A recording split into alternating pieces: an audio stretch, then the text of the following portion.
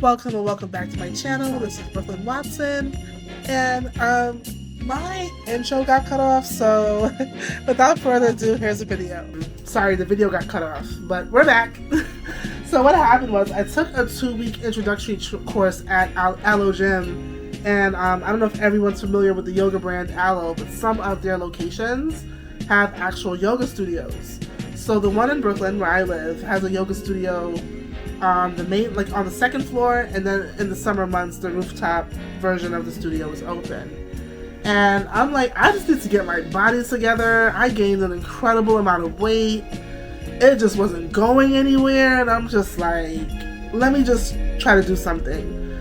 So I signed up for the Aloe. They have like an introductory 2-week course.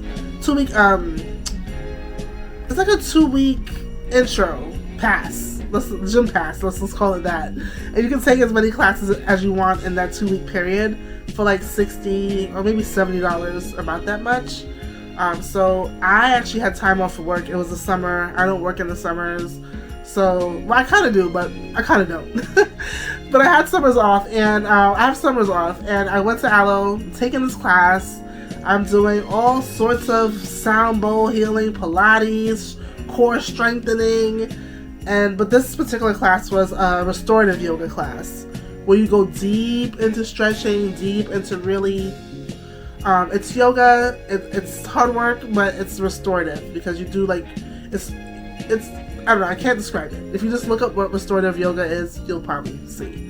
And as I'm going into these deep stretches, at the end of class, I went to thank the instructor, and I just started bawling.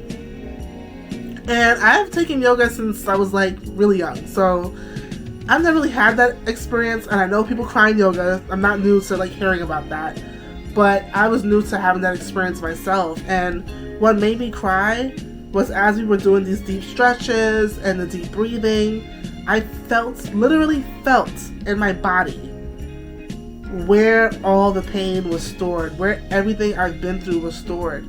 And that when I cried, it wasn't because I was in physical pain. I cried for myself because I couldn't believe how much I'd been through, how much I allowed myself to go through, to where my body was like holding the memories and the experiences of everything that happened to me, or everything that, and also the things that I volunteered myself to be a part of. That probably wasn't the wisest. Nonetheless, I just felt all of that in my body, and that release was literally emotional, and I cried for myself because I couldn't believe what myself has been through, like what my actual being went through. And when I felt it, and when I saw it, and when it was that real to me, I just cried. There was nothing else I could do in that moment but cry. And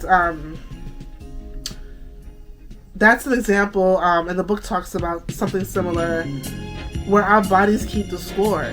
And I realized recently that a lot of my issues with losing weight has nothing to do with like my eating and the fact that I'm not working out. It's a stress response. It's a stress response my body's literally going through. So what I've been really focused on is getting lots and lots of rest. And I know people are like, well, you probably should be working out more and eating more. And I do work out and I do eat clean. However, rest is so essential. First of all, you burn fat when you sleep. That's number one. Number two, rest is so restorative, and it lowers your cortisol levels and all the things that cause you to gain weight. And it also balances out your nervous system. So I do a lot of meditative grounded exercises. I do walks. I make sure I listen to my body and my mind, not your brain. I actually had that conversation with someone recently where your brain will tell you that you're not doing enough. Your brain will tell you that you're lazy. But really what I am doing is slowing down the tempo because that is what I need. And I'm so incredibly big on giving myself what I need. Hands down. So the mind and the body is connected in everything that we do. When we're in survival mode, it's hard to create, it's hard to be present, and it's even hard to feel joy. But when we calm down our nervous system through rest, through breathing, or simply just giving ourselves grace, everything begins to regulate again. I repeat, everything begins to regulate again. and I'm going through the phase of like regulation right now. But it's hard. You kind of have to accept that, you know, your body is spread thin, and I think sometimes we're just such in survival mode. We're not thinking about survival mode is a stress response. When we think about flight or fight or freeze, you know, those are survival responses and reactions. We're living in our sympathetic nervous system is incredibly active or heightened, and those are literal stress responses out of the need to survive. And a lot of times we don't realize that we're just living in that state constantly. So I'm doing my very best in this world and in my day-to-day to just really put myself first. And I know we have families, people have children. There's just so much happening. We have jobs, we have bills. Let's not forget that. People to feed. And it can feel stressful. But just know that if you've come this far and you're still here, you can still make it. And we still have far to go. And we just want to really honor our bodies. Because although everyone is headed towards the end of their life, at some point we'll get there, we can preserve our bodies as best as we can. And yeah, I don't want to get too deep. I'm like, what kind of world are we living in where people are literally sacrificing their bodies and their health just to be in a state of stress and shock and survival nonstop? That's absolutely nuts, you know, and not the way living should be. It's not living, actually, and it's not living with intention. It's just literally surviving. And it's sad that many of us are programmed to feel that way, conditioned to feel that way, or feel like we have no choice but to live in that state. So something that helped was just redefining rest. And for me, I wouldn't say rest felt uncomfortable, because real talk, I'm a girl that I love my naps and I love to sleep. But how am I making rest intentional? So I went on TikTok, like a lot of us do. You know, TikTok is the new Google. So I went on TikTok and I was just looking at ways to, like, what does quality sleep look like? So now I have like a lavender, it's actually a lavender hand sanitizer I got from Trader Joe's for like $2. But I spray my room with it just to have that lavender scent. It is so cold in New York City. But what I do is just I put the fan on and I put it on low, because you're supposed to cool down the room. And even though I might not feel like tired to the point where I'm just hitting the bed and falling asleep, I will lay in bed and I'll relax. There are times, I'm not gonna lie, I've watched a movie. Right now I'm binge watching Stranger Things, because, you know, the final season is about to premiere in 2 weeks. So I'm just like getting caught up on what happened. And so I've been doing that. But there's times I'll just like listen to sounds of nature, listen to water, anything soothing until my body eventually goes into that sleep state. And that's the way to do it. We should not be crashing out, passing out, falling asleep like we had 3 shots before bedtime. That's not the real way to get rest. Like, getting rest should be like a routine or a ritual of some sorts, if you prefer to look at it that way. Where, you know, you took your nice shower, and I even bathe with lavender now, because it's just really, for me, it helps. You took your nice shower, you put your body oils on, your room has that, it's cool, but it's not cold, it still has a nice heat, but it's also cool. Sometimes I don't like to sleep in the dark completely. Sometimes I do, sometimes I don't. The days I don't, I might light a little tea light candle, and I have a little lantern I can put it in that I bought from Amazon, and when it goes in the lantern, it has these designs that you can see on the wall. It's really cute. Like I said, I'll spray the room with lavender, and I'll just get in bed and just let my body wind itself down naturally. Sometimes I'll use sounds, sometimes I'll just lay there.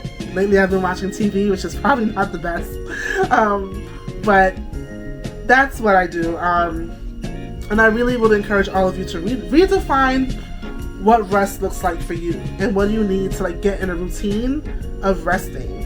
And there are days, some weekends, like, I mean, I used to like be out here, there, everywhere, miss social. But now I'm really honoring just staying home and not doing anything. Not feeling bad to tell people no to invites. First of all, it just keeps me peaceful. It keeps me out of drama. And it just keeps me where I need to be, focused and rested. And I think saying no to a lot of the distractions is really saying yes to yourself. So think about how you want to redefine your concept of rest, and what that looks like for you. And getting the people on board with you, you know, big deal. Because I don't like when I'm resting, someone comes in and boom, turn the TV on. Absolutely not. You know, so getting people on board with that. Me personally, if it was up to me, there'll be no TV in the bedroom, because that's kind of how I feel. But, you know, we have to compromise in life, but we're not going to compromise ourselves. So just know that rest is productive.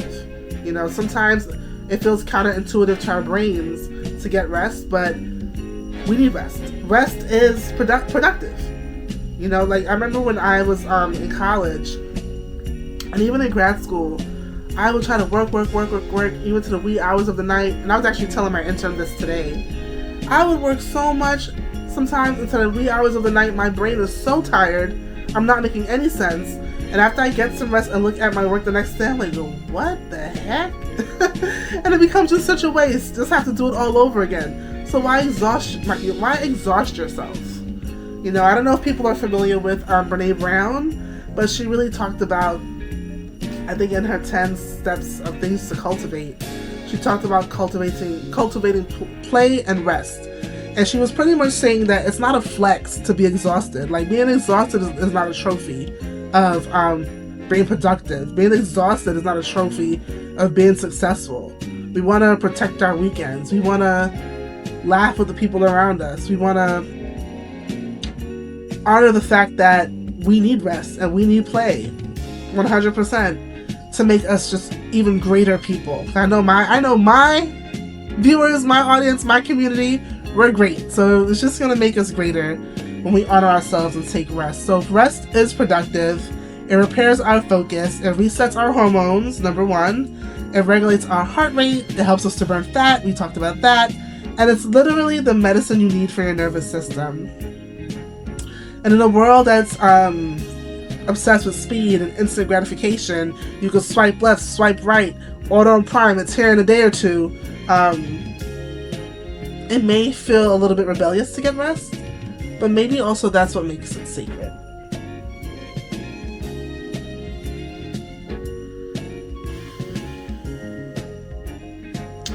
So once I really started paying attention to this mind-body connection, what I realized was my posture, and I'm still working on it, by the way. But my posture, I was like, why am I slouching? First of all, and I'm just being real, and I'm talking about myself, so, I mean, y'all can come for me if you want, but I'm talking about me. I'm slouching as my way of showing up and presenting myself in the world every day. What is that saying about myself? You know, I'm not a sack. I'm not a beanbag. I'm not like boots that don't stand up. Like, why am I shrinking myself? Absolutely not. So I'm still working on my posture. I try to check on it as often as I can, and I did buy supportive objects like a foam roller that I can lay on to help open up my chest area, and I also have a pillow on my office chair that really helps a lot with that as well. So definitely, when I started paying attention, I realized how my body tries to protect me, but I also started to pay attention to like the smaller things, like tensions that were in my shoulder, my neck, my posture, and literally all the massages in the world. I mean, it'll be a quick fix. It helped temporarily, but really focusing on fixing those things brought me much longer term relief than the hot stones. Even though the hot stones are great, but the real lasting benefit came from taking care of myself, exercising, eating good foods, getting rest, and watching my posture. And the exercise, that whole combo helped with everything. So it's okay to step away from the chaos. It's okay to let your coworker have it. They want to show off and do times 10. Let them go ahead. I mean, hey, I'm not going to fight you if you want to step up and do more. I'm going to cheer you on. You know, I wish people would honor themselves, but you know, we're not here to compete with people who have a point to prove. We're here to just do what we need to do for the sake of our own selves. And when our body feels safe and when our body feels cared for, our creativity blooms, our everything blooms. Our skin looks great. We start getting younger. Our hair grows. Our nails grow. They start breaking all the time. And that's when you know, like, you're healthy That's how you know, in spite of anything, even if you have something chronic, you can still have a measure of health. That's when you know you're healthy and you're living in a place of pressure. And you're not living. That's how you know you're healthy and that you're not living in a place of pressure, but living in a state of peace.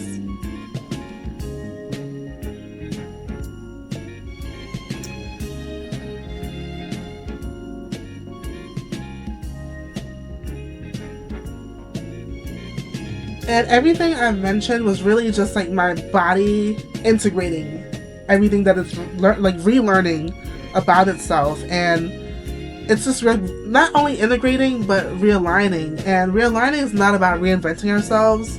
It's about remembering yourself. The version of you that was peaceful before the world made you rush. The version of you that feels joy in small moments. The warmth of the sunlight, the sound of your favorite song, the quiet pride in doing one thing well. And I don't know if anyone else experiences this, but I kind of have like a quiet voice that speaks to me. I call it God. And I felt like when God was speaking to me, it's like I heard the voice say, like, go back to when you were a child. And look, I cannot hit rewind and reverse myself to the age 7. I cannot hit rewind and reverse my aging process. But what I can do, that I'm realizing when that came into my consciousness, is to go back to having that childlike way where you show up, you're energetic, you're carefree. All the ugliness of the world didn't matter. Like, yes, it's there, and unfortunately it comes our way, and it happens to children too. But children have a resilience of like, oh, whatever, you try to bump me down, I'm good, or maybe I'll avoid you, or maybe whatever. But it's not something they carry with them as like a burden, you know. Children don't really, unless they grew up in really like harsh conditions, children don't really carry burdens. And I think that's what myself, or my higher self, or God was reminding me of. Like, do not carry these grudges anymore. Be free and childlike. So I'm trying to tap back into that energy. Because like I said, like, remember who you are before the world interfered with that. So right now, what I've started to do was I quit chasing. I started to curate. I realized the calm I was searching for was not out there somewhere. It was inside of me, just waiting for me to get back to myself so it could be seen. But yeah, the most surprising part of this journey is how naturally the spark returned once I stopped forcing it. It wasn't loud or dramatic. It was just a quiet sense of joy again. Ideas came back, energy came back, beauty came back, laughter came back, youthfulness came back. When your mind and body are just like finally holding hands and they're on the same page, peace feels very possible again. So if you've been feeling burnt out or numb, it doesn't mean you failed. It just means your system's asking for care, and you can give yourself that. Remember that rest is restorative. Your mind will tell you to take care of yourself. Your brain might challenge that and say you're not doing enough, but you've done enough. It's okay to get off the hamster wheel. We cannot always have our sympathetic nervous system highly activated. We can't always be fight, or freeze. You know, and even in the worst of situations, how much worse can it get? It's probably as bad as it could be at its present moment. And all we can do is build from there and move on. And it just takes one day at a time. All the stressing in the world, all the anger in the world, all the crying in the world doesn't make our problems go away. As a matter of fact, it probably makes them feel a little bit more difficult to manage, because we feel now we're victimizing ourselves. It's good to shed a little tear, but then we gotta, pull ourselves in, get our strength, look at our vitality, get the rest we need because we've been through a lot, obviously, and then keep going from there. So if this season feels slower for you, don't resist it. You're not losing momentum. You're gaining balance. You're not falling behind. You're coming home to yourself. Your spark is still there. waiting to meet you in the quiet. If you are choosing calm over chaos this season, subscribe and join me for more mindful style, soft living, and the art of slowing down beautifully. And I cannot wait for our next candlelit talk on episode 2. Thank you all for being here. Please subscribe. And on that note, I want to go wind down, have some chamomile and lavender tea, and just ease into, well, I gotta wash my makeup off and shower and all that, but obviously after that's done, I want to have some chamomile and lavender tea. I put a little ashwagandha powder in it because that kind of helps you to calm down your nervous system, and I'm just going to ease into my evening, and I hope you can all do the same. Love you lots, and catch you next time. Bye everyone.